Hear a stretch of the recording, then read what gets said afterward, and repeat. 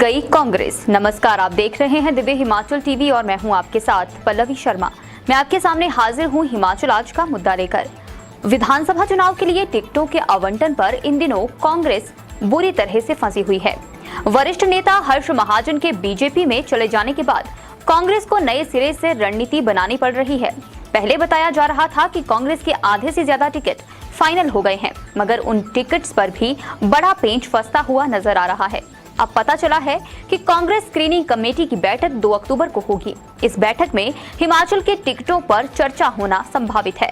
Screening committee में 21 सीटों पर मंथन होगा। इसके बाद केंद्रीय चुनाव समिति स्क्रीनिंग कमेटी की सिफारिशों पर अपनी मुहर लगा सकती है।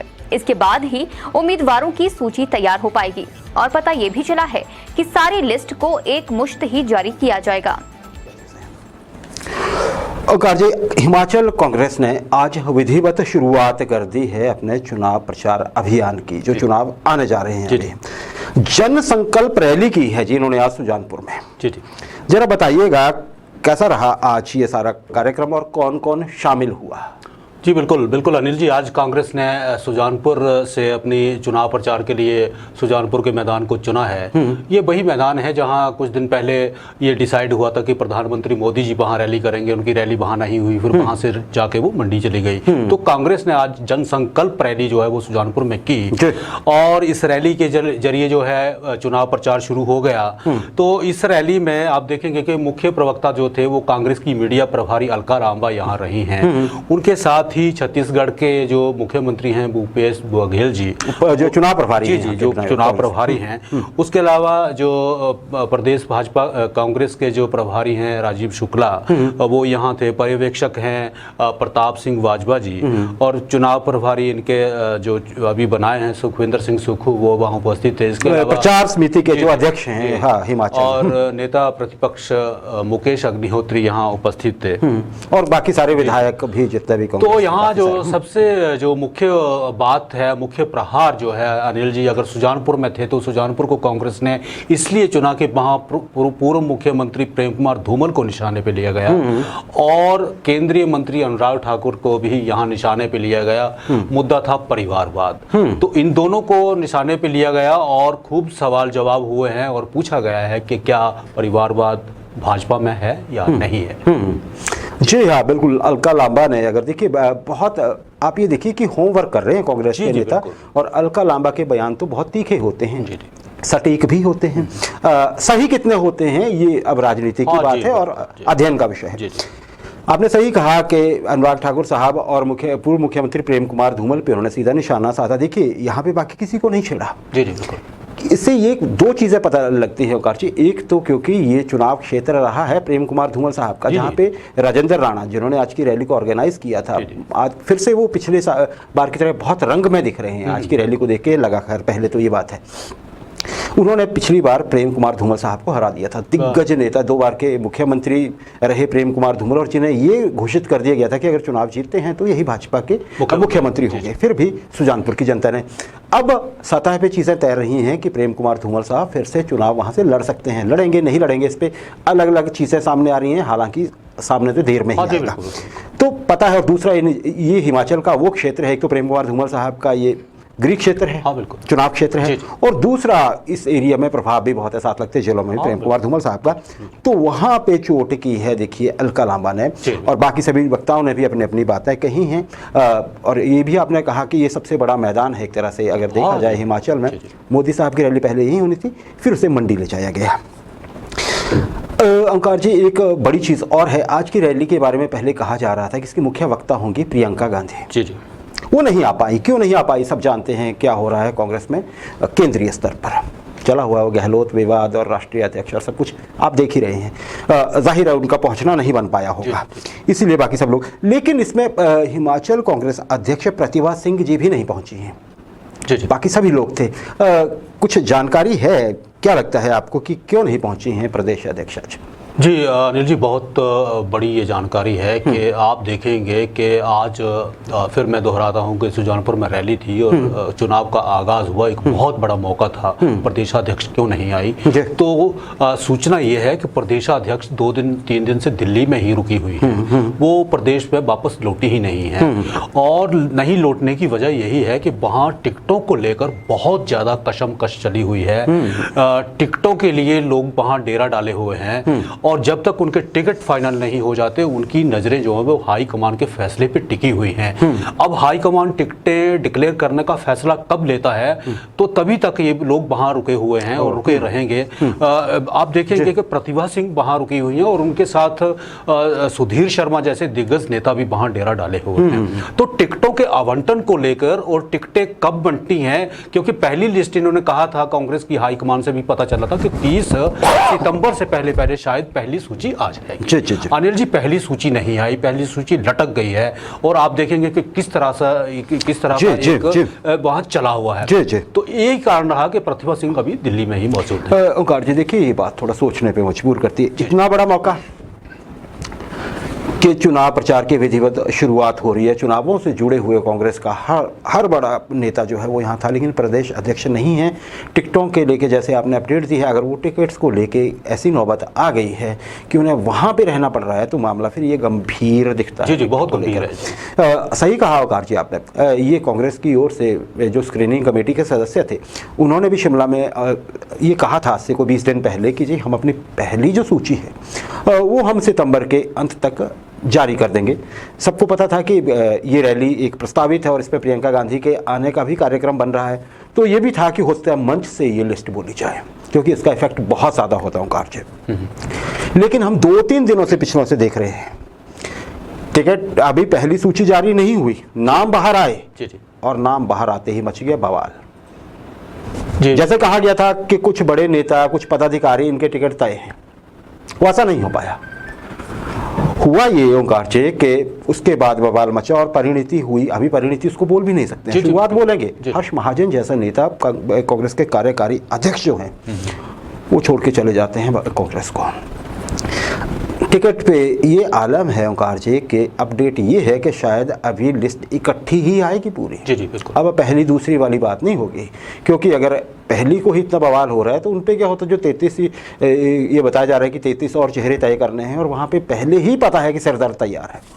क्या कहेंगे इस विषय पर? बिल्कुल अनिल जी, आपने सही कहा कि कांग्रेस जो है कि टिकटों के लेकर ये चला हुआ है। कांग्रेस में अनिल जी बहुत ज़्यादा कन्फ्यूज़न है।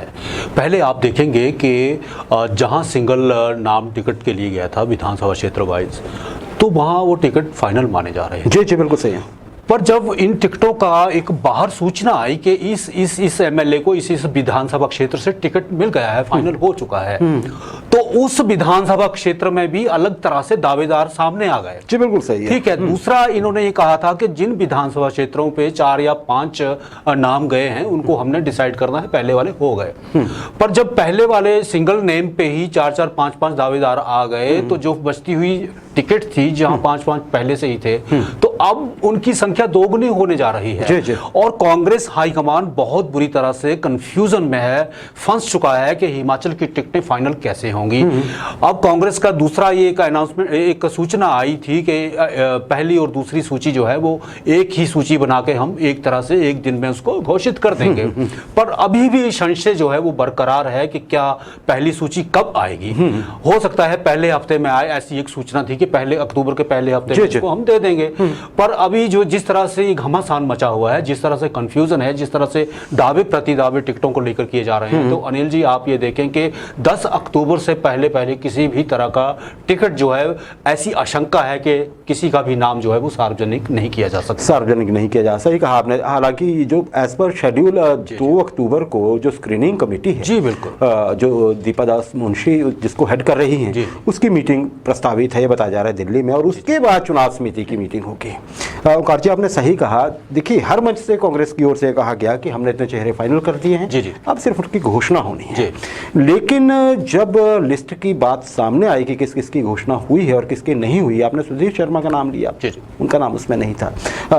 गोमा लड़ते हैं जयसिंहपुर से, है ना जी, उनका नाम उस लिस्ट में नहीं है। अजय महाजन का कांगड़ा से नाम लिस्ट में नहीं है, और बहुत से कई चेहरे हैं जिनके बारे में ये तय माना जा रहा था कि वो लिस्ट में नाम होंगे। और फिर उसी की परिणति शायद ये हो रही है कि प्रतिभा सिंह आज रैली में नहीं पहुंच पाई और दिल्ली में रुकी। और एक बात है ओंकार जी, एक प्रश्न जनता और पूछ रही है। जी जी। अगर ये तय था, एक पॉलिसी कांग्रेस की थी कि हम इन चेहरों को बिना किसी विवाद के टिकट देंगे, फिर कुछ लोगों की टिकट अभी अटके क्यों हुए हैं, ये बहुत बड़ा प्रश्न है। दूसरा प्रश्न एक और है ओंकार जी, 50% टिकट युवाओं को देने की बात कही है कांग्रेस। जी जी बिल्कुल बिल्कुल। उसका क्या होगा?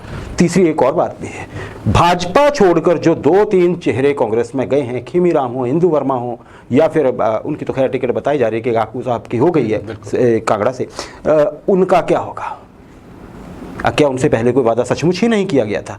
क्या इतना भाजपा से नाराजगी हो गई थी कि बिना टिकट का वादा लिए वो लोग कांग्रेस में चले गए थे, या फिर वादा हुआ था और अब लटक रहा है काम?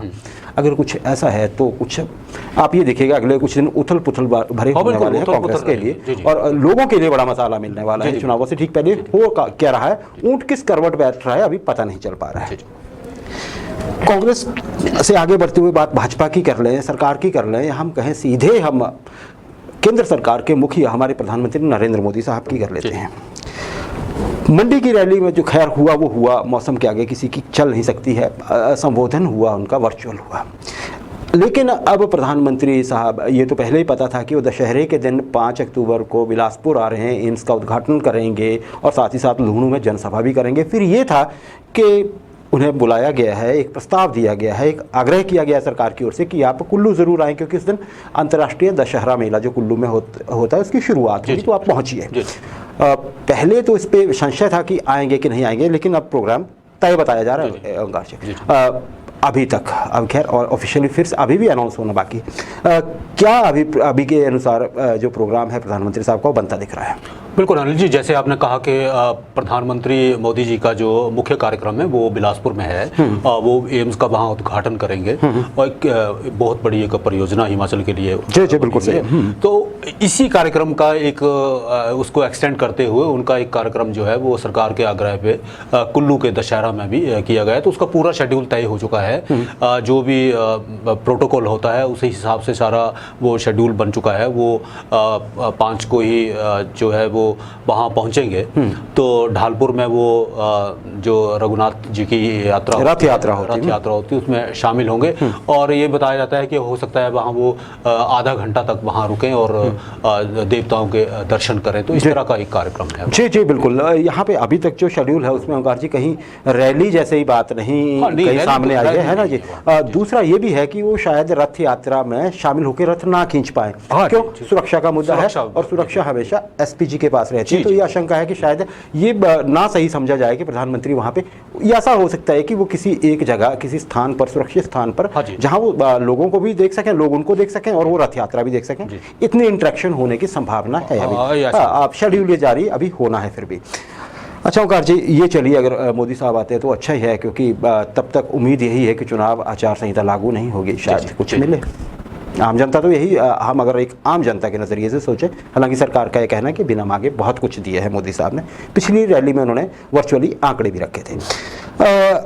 मेरा अंतिम प्रश्न है ओंकार जी सेगमेंट में आपसे, जैसे ही हर्ष महाजन साहब कल गए, या नेताओं का आप ये समझिए कि कांग्रेस के बड़े नेताओं का भाजपा की ओर रवानगी जारी है अभी, क्योंकि दावा ये भी किया जा रहा है कि अभी और भी जा सकते हैं, सरकारी पक्ष की ओर से कहा जा रहा है या भाजपा की ओर से कहा जा रहा है।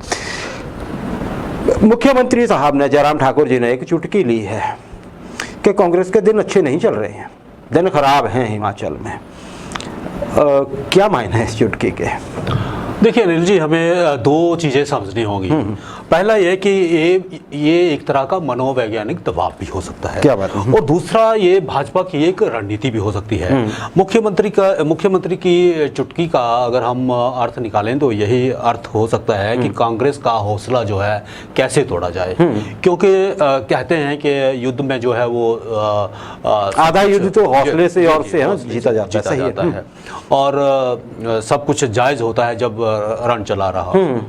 और कांग्रेस अगर ये कई बार आरोप लगाती है कि कांग्रेस के जो लीडर्स हैं उनको जांच एजेंसियों के दबाव में डराया जाता है, धमकाया जाता है, तो इसका निष्कर्ष यही निकलता है कि जो डरने वाला होगा वही डरेगा, जो नहीं डरेगा वो आगे बढ़ जाता है।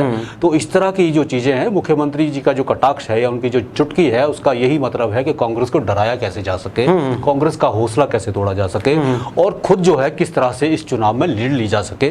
इतनी ही राजनीति की एक समझ जो है वो रहती है। जी जी। और एक ये भी कि संप्रेषण जो होता है, हाँ, बिल्कुल, मासिस तक, जनता तक कैसे बात पहुंचानी है, वो एक मुख्यमंत्री साहब बयान देंगे, वो हाईलाइट होगा, जाहिर सी बात है। जी, जी। और फिर कांग्रेस डिफेंसिव होगी ही इस बयान से, क्योंकि मुख्यमंत्री के बयान में अभी इस तरह से तो आप मान ही सकते हैं, इतनी सच्चाई तो है कि लोग छोड़ के जा रहे हैं। हाँ, जा रहे हैं। अब कांग्रेस के सामने चुनौती है, अब अगर प्रदेश अध्यक्ष को भी दिल्ली रुकना पड़ रहा है तो कुछ ना कुछ तो है जो पक रहा है। और जो भाजपा को भी शायद अंदर खाते पता होगा, लेकिन क्योंकि ये चीज़ें ऑफिशियली बोली नहीं जा सकती अभी तक, क्योंकि चीज़ें सुधरते भी देर नहीं लगते। अगर धागे उलझे हैं तो कांग्रेस में एक क्षमता तो है हिमाचल में कि वो धागों को सुलझा सकती है, अभी वक्त बीता नहीं है, बिल्कुल, सिर्फ वो दौर है। और ओंकार जी, आगे बढ़ने से पहले मैं इतना कहूँगा जरूर कि आज तो आम आदमी पार्टी ने भी कांग्रेस की स्थिति पर चुटकी ले ली है। प्रदेश अध्यक्ष ने, उनके सुरजीत ठाकुर साहब ने कहा है कि देखिए जी, भाजपा खरीद रही है और कांग्रेस के लोग बिक रहे हैं। शब्द उनके हैं, हम नहीं कह रहे हैं, लेकिन उन्होंने कांग्रेस को ये कहा है कि कांग्रेस का अस्तित्व मिट रहा है। एक तरह से कहने का अर्थ क्या है, आम आदमी पार्टी भी ये प्रयास कर रही है कि अगर भाजपा मजबूत हो रही है, होने दीजिए, कांग्रेस की कमजोरी को हम ज़्यादा हाईलाइट करके फ्रेम में सेकंड दिख सकते हैं। ये एक तरह से वो ओंकार जी इंटरेस्टिंग होने जा रहा है। अब अभी अगर कुछ चेहरे और आम आदमी पार्टी जोड़ पाती है चुनावों में या अगले कुछ समय में, तो फिर बड़ा बिल्कुल अनिल जी, देखिए हमारे पास कई तरह की दर्जनों जानकारियां रोज आती हैं, पर जब तक उनकी सत्यता हमें मालूम ना हो तब तक हम अपने जी बिल्कुल दर्शकों को इस तरह की इस मंच पे ये हमारे कार्यक्रम का उद्देश्य भी ये है कि हम आपको खबर भी बताएं और खबर का अर्थ भी बताने की कोशिश करें। कुछ भी ऐसी जानकारी हम ना दें, ये हमारा भरसक प्रयास होता है जो ऑथेंटिक नहीं है। तो इसी में हम और कुछ नहीं बोलते, हमने सिर्फ आपको आम आदमी पार्टी का ने क्या कहा है वो आपको बताया है। सच्चाई कितनी है, होगा क्या, ये अलग बात है, लेकिन हमने ये ज़रूर कहा कि अगर कांग्रेस के हालात अभी या उनके धागे उलझे हुए हैं तो वो सुलझ भी सकते हैं।